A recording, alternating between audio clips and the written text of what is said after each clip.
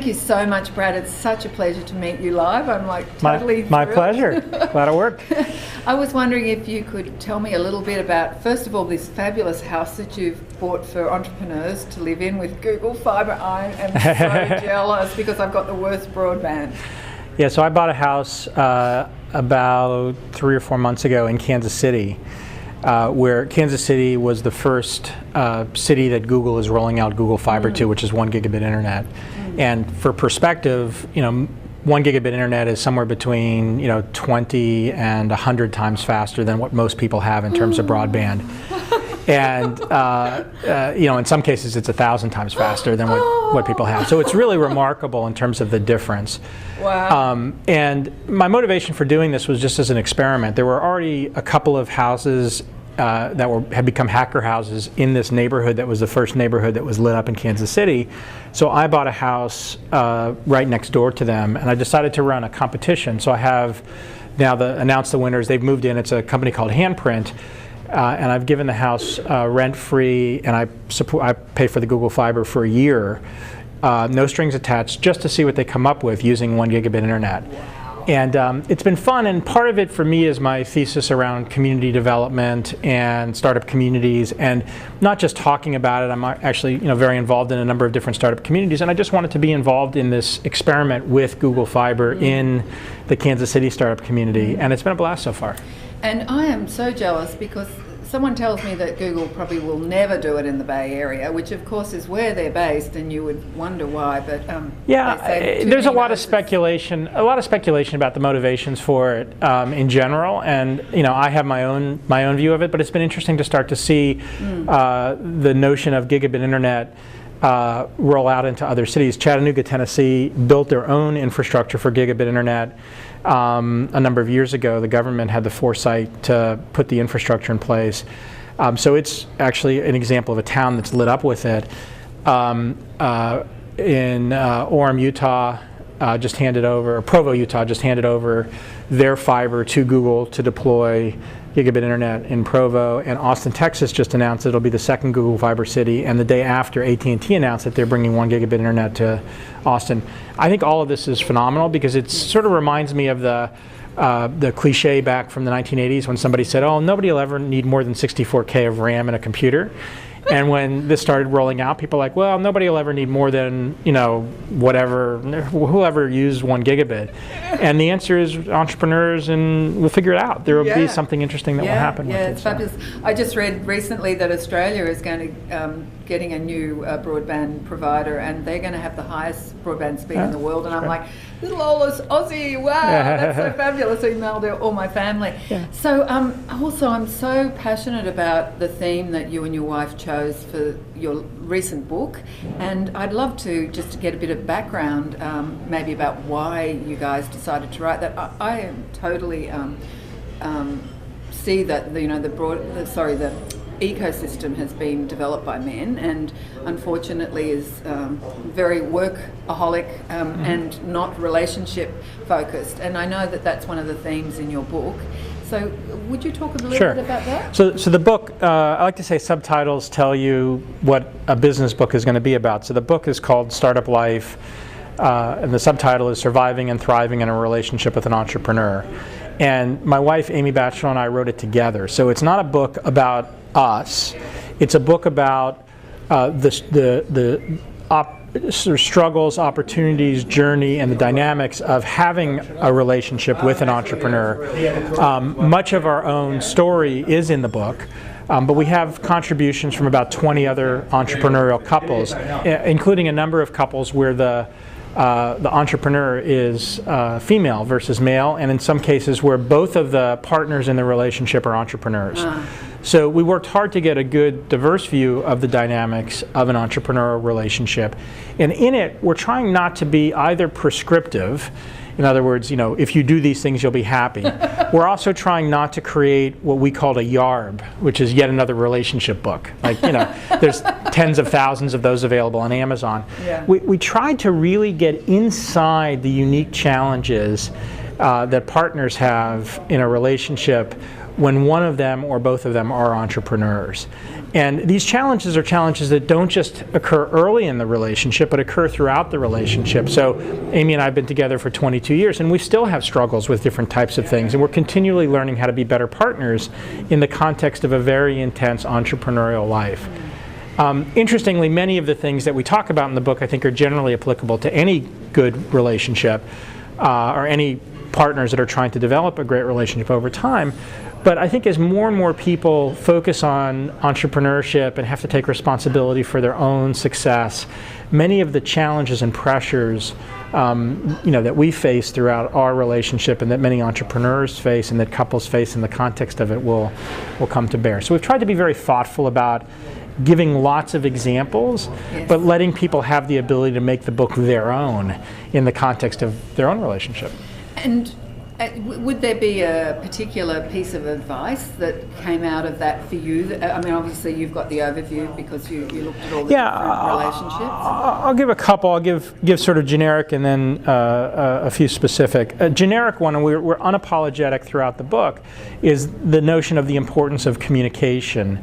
And not just communicating, which a lot of, it's sort of simple, oh, you should communicate with each other. That's nice, but that doesn't mean anything.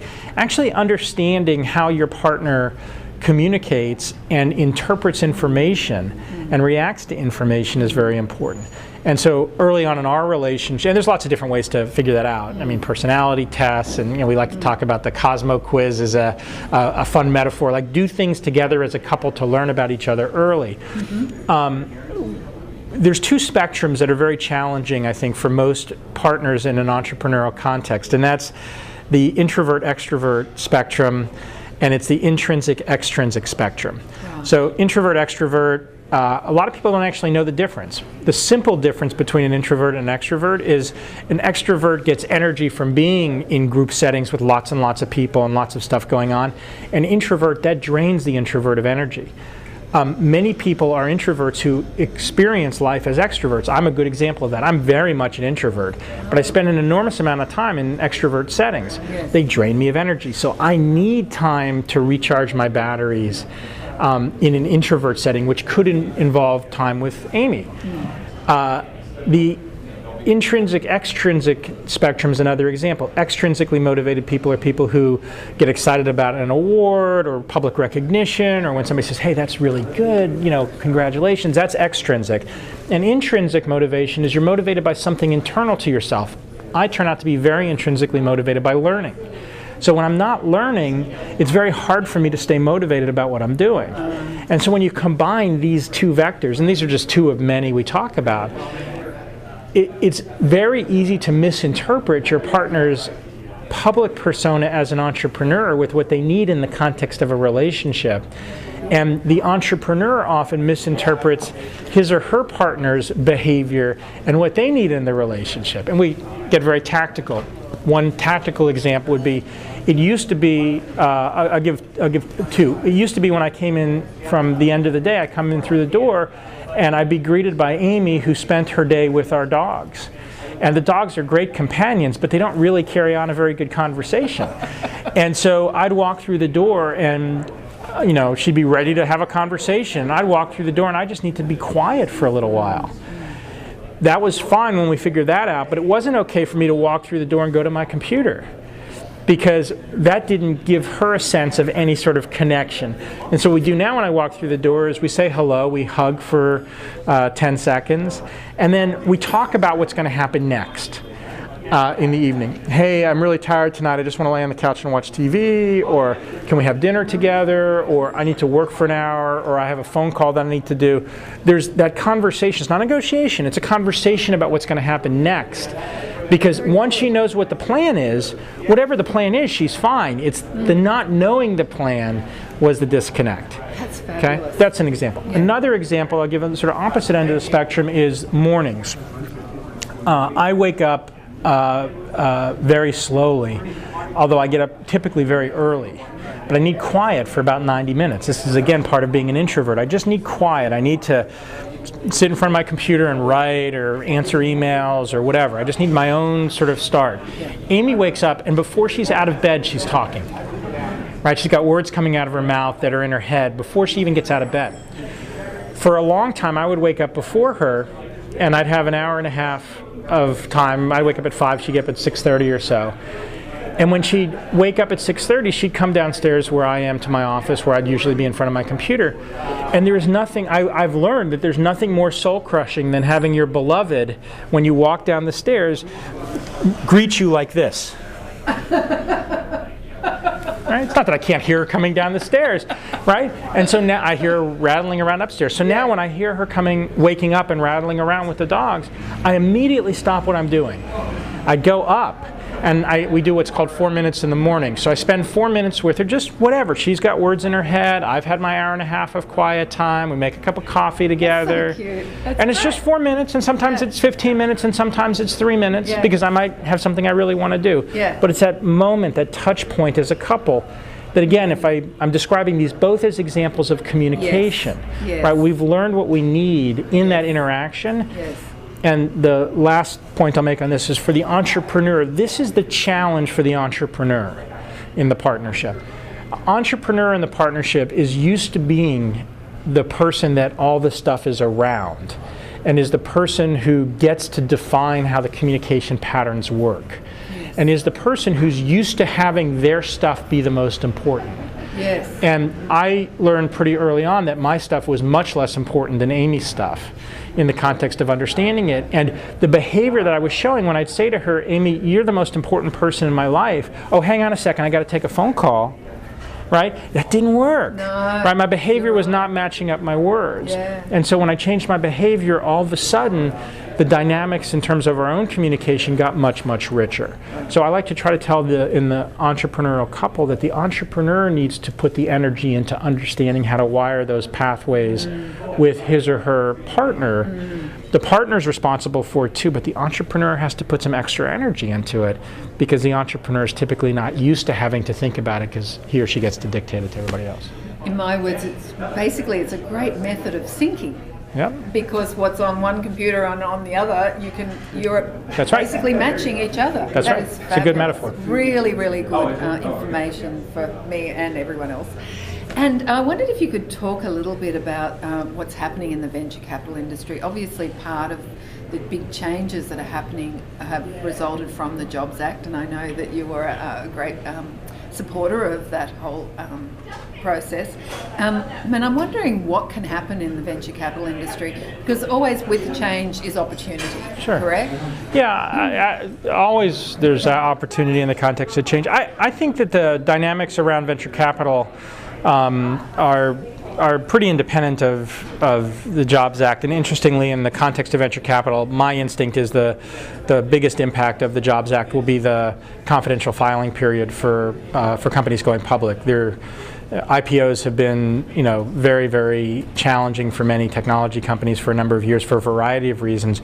But one of them is the actual process of going from a private company to a public company and the filing dynamics. And the Jobs Act introduced a confidential filing process where you can actually go through the whole SEC process while keeping the information private until you're ready to actually go public.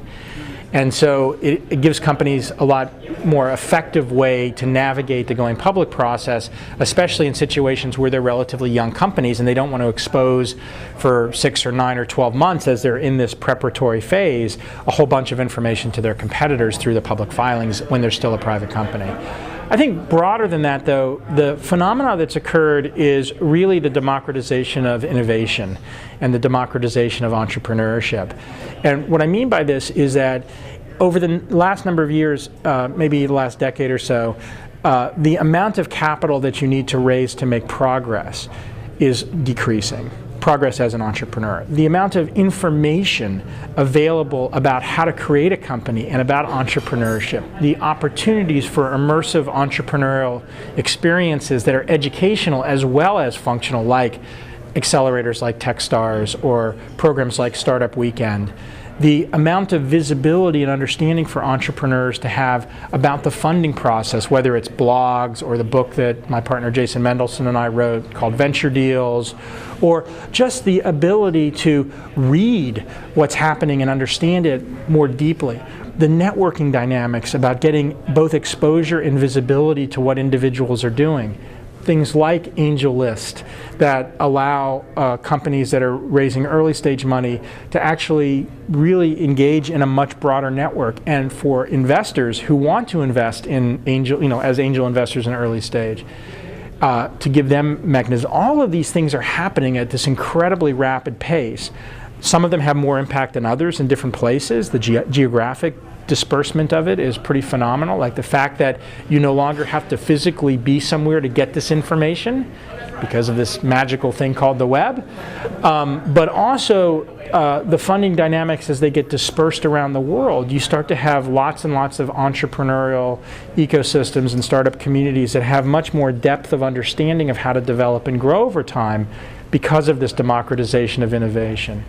The other thing I think that is so critically important is, while the venture capital industry and venture capital firms play, an important role in the innovation economy, it's easy for entrepreneurs to forget that the vast majority of companies don't raise venture capital. And I actually say it's easy for venture capitalists to forget that the vast majority of companies that are built don't raise venture capital. And so this notion of more and more and more people being entrepreneurs, whether or not they raise venture capital, being able to fund their companies through various mechanisms, whether they're angel investment or bootstrapping and customer funding, or whether it's crowdsourcing, when crowdsourcing starts to become sort of fundamentally legal and well-defined in terms of the rules. All of these things are good long-term for the dynamics of innovation and entrepreneurship. And I think the venture capital industry has to adapt aggressively to that, where the dynamics around it are now much more broadly distributed. And in that, I think there's enormous opportunities for venture capital investors who continue to be creative and thoughtful about how they invest and how they work with entrepreneurs and how they integrate with the different startup communities around the world. So it really is all about that creativity and innovative. Yeah, I think I like to say in the Startup Communities book that I wrote early on, I talked about the difference between hierarchies and networks, and this belief that we fundamentally now shifted from a society that was dominated by hierarchies to a society that is more weighted towards networks. It doesn't mean that hierarchies go away. We've had hierarchies, from the beginning of time. But the network now dominates in the entrepreneurial ecosystem and how entrepreneurship spreads. And if you think about a startup community in any city, it's fundamentally this messy network versus this top-down thing like government or university. And venture capitalists have to be nodes on that network. And venture capital firms can try to have some hierarchy and can try to have some institutionalization, but fundamentally they're investing in things that are part of this very, very messy substrate that is a network. And as that network becomes more and more dominant in the way that our society creates new things, I think that the opportunity for innovation entrepreneurs will continue to accelerate. And I remember someone saying a few years back that being a VC is like at an entrepreneur gathering is like being the hot girl at the party. So in a way, that's going to level out a bit. Yeah, I never felt that, so that's that's fun. But I would say it's kind of almost the opposite. I think the entrepreneurs are so much more important than the VCs in that context. And what's happening is, it's not that all VCs are equal. You have this, you have some amazing VCs and you have some terrible VCs, and you've got a bunch of VCs sort of in the middle. And same is true of firms, just like anything else in life, that you have, different people are going to be great at different things as well. So somebody who might be a terrible VC for one thing might be great at something else. The entrepreneur's need for the great and rare and elusive VC is still high, but the entrepreneur, or the value, I should say, not the need, the value that entrepreneurs can get out of that is still high, but the need for that to be a successful entrepreneur is much, much less. Yes. And so the VCs have to be super successful long term, have to recognize that fundamentally they are at the service of the entrepreneur. And frankly, the best entrepreneurs are ones who are servant leaders at the service of their employees and their team and their constituents, their customers. That mindset, I think, is one that's so important versus this top-down, I'm the boss, I'm the VC, the cliche, he who has the gold makes the rules. is a golden rule. That's dumb. And that's not a particularly effective model in the context of this, kind of continued distribution and democratization, really, of entrepreneurship and innovation. That's a fabulous, inspiring model. Thank you so much. And thanks for having me. I'll leave it with that, and thanks again for your time today. Totally. Thanks, Brad. All right, great.